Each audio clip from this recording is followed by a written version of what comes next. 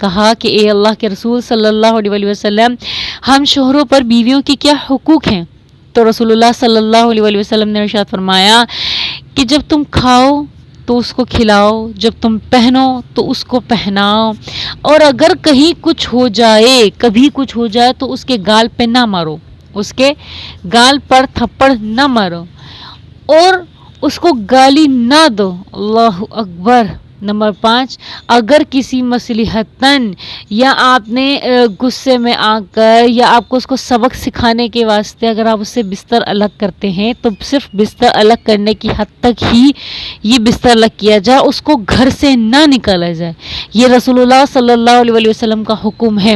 لیکن اب مدعا آتا ہے آج کے وقت کا یا پھر پچھلے وقت کا بھی۔